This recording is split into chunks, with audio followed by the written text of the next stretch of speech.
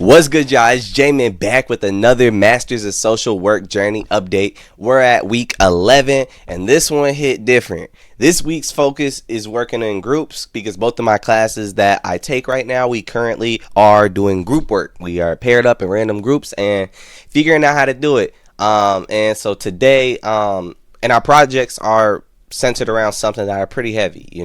Parents navigating the grief of losing a child.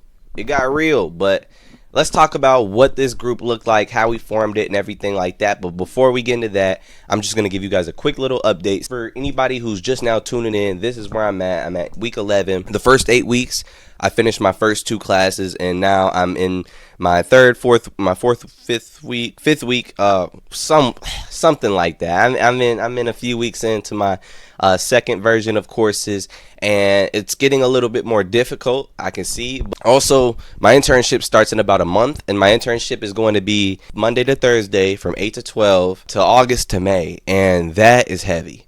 And then the second internship is going to be 20 hours a week. So I have some heavy internships. This next year is not going to be easy for me, and I just got to stay strong throughout it all. I could easily do the internship if I wasn't working a full-time job, but doing the full-time job, the internship, the schoolwork is going to be a challenge. I really just wanted to share that with you guys. Like, you got to really evaluate your situation before you get into this. Like, I'm thinking, oh yeah, I'll be able to pay off my loans. Like, you don't worry about your loans. Don't worry. You got to just let them stack up and accrue interest. Like that's just the real. Your loans got to stack up and accrue interest because you don't have time to focus on working extra jobs and picking up extra hours. Because I ain't gonna lie, like my full-time job take care of what my living expenses. So at the end of the day, like it get difficult. And I just wanted to share that with you guys because we're all part of this journey together. Getting into the group work that we did, I'm actually taking individuals and families, and I'm taking groups. So those are the current classes I'm taking right now.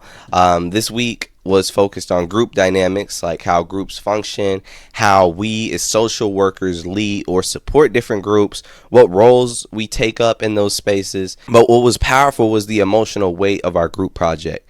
We were tasked with creating a therapeutic support group for parents who have lost a child. That's the one that we chose because, we chose any group. But yeah, we chose parents grieving losing a child. This type of grief is something no parent should ever have to experience, but sadly it happens, and that's where social workers, that's where our profession is here for. And designing a space to hold that type of pain, that's not nothing easy.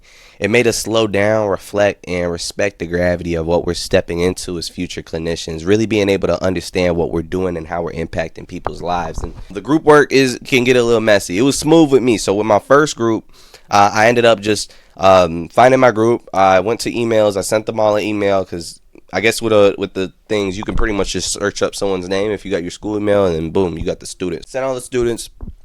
They all reply. I asked them like, hey guys, we got a group project. What's the best method of communication? Everybody sends their numbers. I formulate a group chat, and then we figure out a time to meet on Zoom. And then we've been meeting weekly, bi-weekly on Zoom just to make sure that we're covering our portions.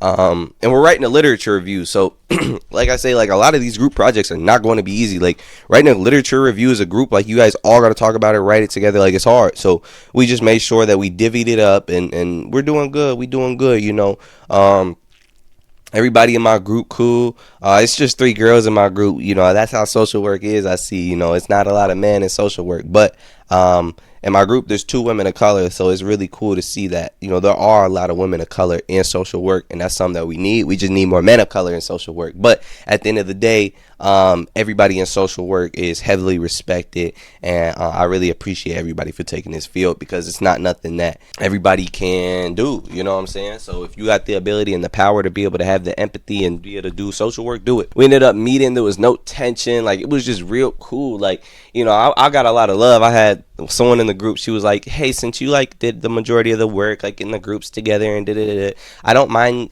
picking up more of the writing work. And I said, straight up in the meeting, I was like, I ain't did nothing. I said, I just sent a Zoom out. Everybody started laughing. It was just fun, just being able to kind of be yourself in a group as well.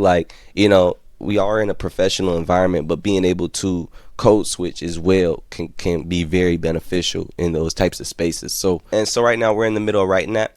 However, with my second group, I've sent 2 emails and I got no response, and we got this project due this week, and nobody's getting in any type of communication response or anything to me. So that's where struggles may lie, because it is hard to get in communication with some group members. So what do you do in that situation? You hit the teacher up, and then it can be a little messy situation. So at the end of the day, we got to work in groups as social workers, and a lot of the things that we do are preparing us for being in the field, and it's very intensive, especially with this internship coming up. But at the end of the day, it's all designed for a reason. We have to be able to be up under all this pressure and things like that, and be able to prevail through it, be able to come up with coping skills and take care of ourselves and have time for ourselves, something that we may talk about but not do.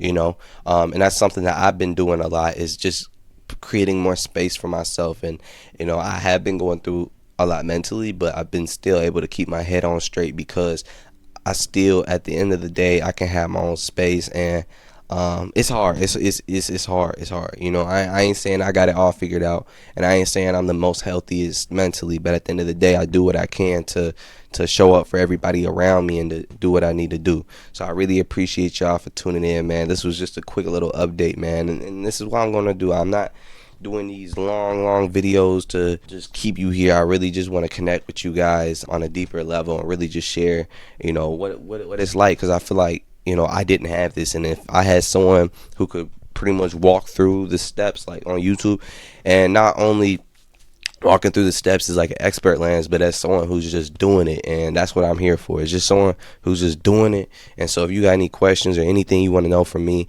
or anything you want me to drop, please let me know. That's what I'm here for, and I love what I do. And man, I love this. I love what I do, and I really appreciate you guys for tuning in. Y'all don't know how much that means to me, man. Like, every single person that comments, every single person that listens, every single person that's here right now, it lets me know I'm doing something right. Have a good one, and peace.